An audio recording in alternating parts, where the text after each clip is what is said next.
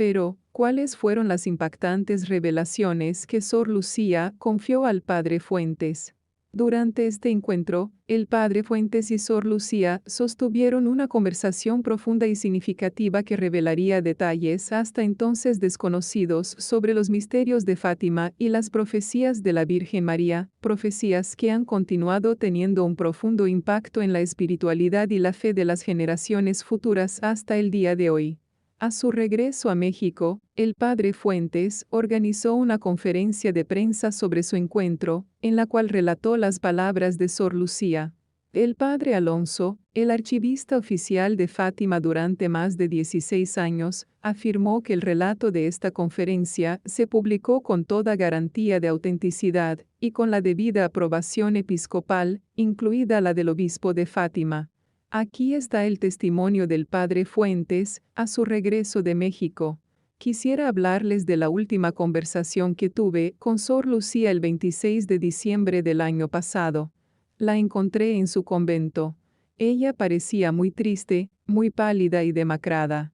Sor Lucía comenzó su mensaje de revelación con estas palabras: «Nadie ha prestado atención, padre. La Santísima Virgen está muy triste porque nadie ha prestado atención a su mensaje, ni los buenos ni los malvados.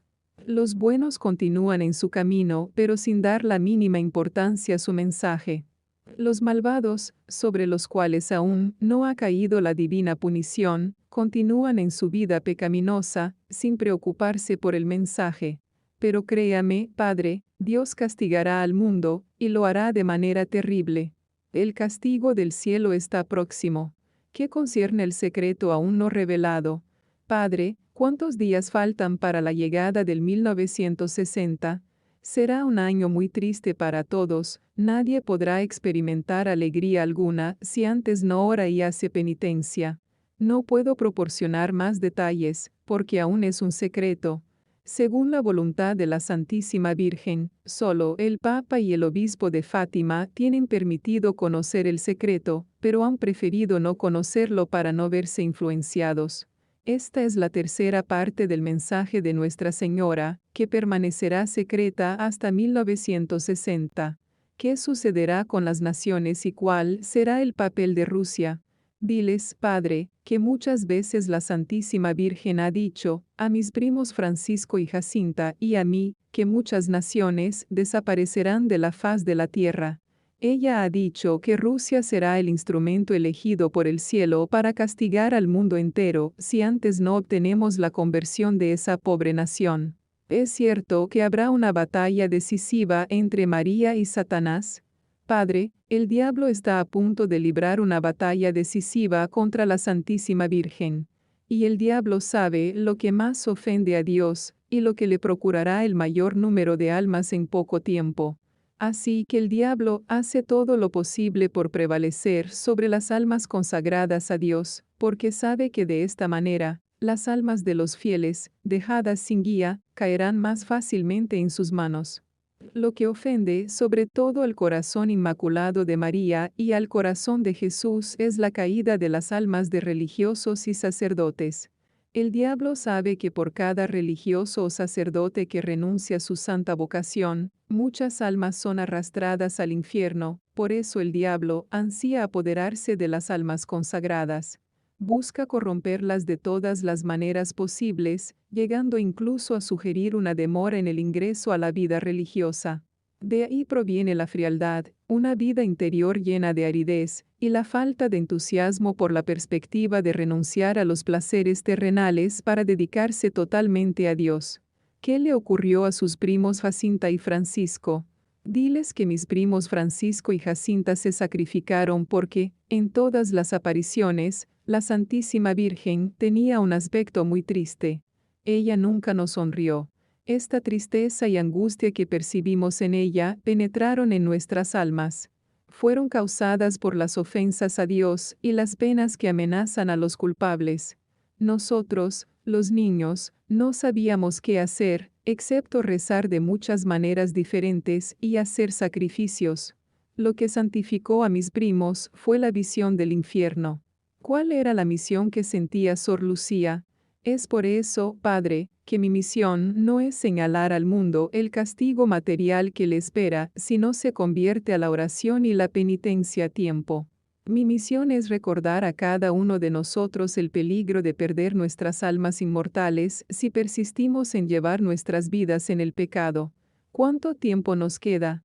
Sor Lucía también me dijo: Padre, no deberíamos esperar en absoluto la llamada del Santo Padre de Roma, que llame al mundo a hacer penitencia. Y tampoco deberíamos esperar una apelación de ese tipo de nuestro obispo en nuestra diócesis, o de las congregaciones religiosas. Nuestro Señor ha recurrido muchas veces a estos llamados, pero el mundo no les ha prestado atención en absoluto. Es por eso que ahora es necesario que cada uno de nosotros comience a reformarse espiritualmente. Cada uno de nosotros tiene el deber no solo de salvarse a sí mismo, sino también de ayudar a todas las almas que Dios pone en nuestro camino. El diablo hace todo lo que está a su alcance para distraernos y alejarnos de la oración. Nos salvaremos juntos o seremos condenados juntos. Padre, la Santísima Virgen no me ha dicho explícitamente que hemos llegado a los últimos tiempos, y hay 3 razones que me llevan a creerlo. La primera razón es que me confesó que el diablo está a punto de librar una batalla decisiva contra ella. Será el enfrentamiento final, del cual una parte saldrá victoriosa y otra parte derrotada. La segunda razón es que ella nos dijo a mis primos y a mí que el Señor había decidido dar al mundo los 2 últimos remedios contra el mal, que son el Santo Rosario y la devoción al Corazón Inmaculado de María. Estos son los 2 últimos remedios posibles, lo que significa que no habrá otros. La tercera razón es que, en los planes de la divina providencia, cuando Dios se ve obligado a castigar al mundo, primero intenta corregirlo con todos los demás remedios posibles. Cuando se da cuenta de que el mundo no presta atención a sus mensajes, entonces nos ofrece la última oportunidad de salvación, a través de la intervención de su Santísima Madre. Lo hace con cierto temor, porque si este intento tampoco funciona, no recibiremos ningún perdón del cielo. Nos habremos manchado con lo que el Evangelio llama un pecado contra el Espíritu Santo. Este pecado consiste en el rechazo total, plenamente consciente y voluntario, de la posibilidad de salvación que se nos ofrece. No olvidemos que Jesucristo es un Hijo muy bueno, respetuoso de su Santísima Madre, y no permitirá que la ofendamos y despreciemos. La historia de la Iglesia guarda testimonio de las terribles penas infligidas a quienes se atrevieron a atacar el honor de su Santísima Madre, demostrando cuánto nuestro Señor Jesucristo siempre ha defendido el honor de su Madre Santísima. ¿Cómo podemos salvar el mundo? Los 2 instrumentos que se nos han dado para salvar el mundo son la oración y el sacrificio. Vea, Padre, la Santísima Virgen ha querido dar, en estos últimos tiempos en que vivimos, una nueva eficacia a la recitación del Santo Rosario. Ella ha fortalecido tanto su eficacia que no hay problema, por difícil que sea, ya sea de naturaleza material o especialmente espiritual, en la vida privada de cada uno de nosotros o en la de nuestras familias, en las familias de todo el mundo, en las comunidades religiosas o incluso en la vida de los pueblos y naciones, que no pueda resolverse mediante la oración del Santo Rosario. No existe en el mundo un solo problema, por difícil que sea, que no pueda resolverse a través de la recitación del Santo Rosario. Con el Santo Rosario, nos salvaremos y nos santificaremos, consolaremos a nuestro Señor, y obtendremos la salvación de muchas almas. ¿En qué consiste la devoción al Corazón Inmaculado de María? Finalmente, la devoción al Corazón Inmaculado de María, nuestra Madre Santísima, consiste en considerarla como el refugio de la misericordia, la bondad y el perdón. Ella es la única vía segura para llegar al paraíso. La reacción de la Iglesia ante esta entrevista fue de extrema severidad y resultó en la destitución del padre Fuentes de su cargo. La entrevista de Sor Lucía, difundida por el padre Fuentes, provocó una fuerte reacción en la curia episcopal de Coimbra, la diócesis en la que se encontraba el convento de Lucía. En respuesta, la curia emitió un comunicado anónimo que contenía graves acusaciones contra el padre Fuentes, sosteniendo que él había inventado intencionadamente las confesiones recibidas de Sor Lucía.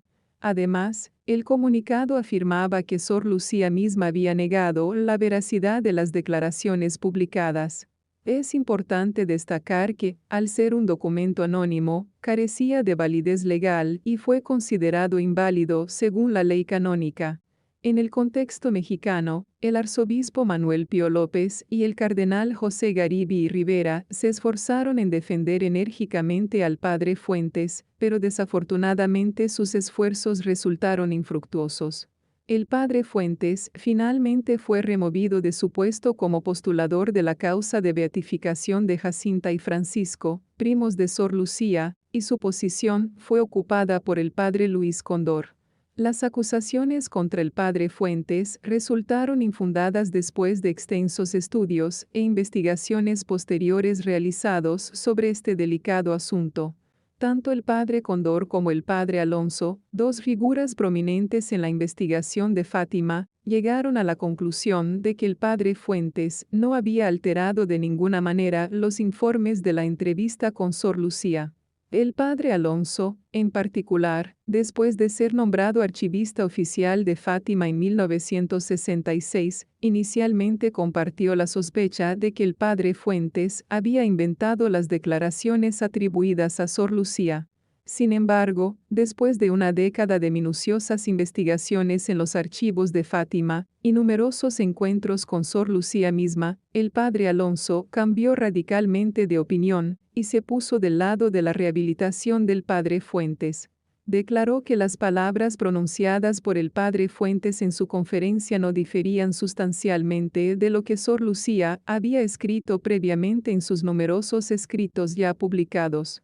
Además, enfatizó que el texto auténtico de la entrevista, en su opinión, no contenía elementos que justificaran el comunicado difamatorio emitido por Coimbra. En conclusión, este episodio proporciona una indicación significativa. El mensaje de Sor Lucía representaba una voz que alguien intentó silenciar. Incluso el padre Alonso, inicialmente escéptico, después de un examen cuidadoso de los documentos de Fátima, llegó a la conclusión de que las palabras pronunciadas por Sor Lucía eran muy probablemente auténticas.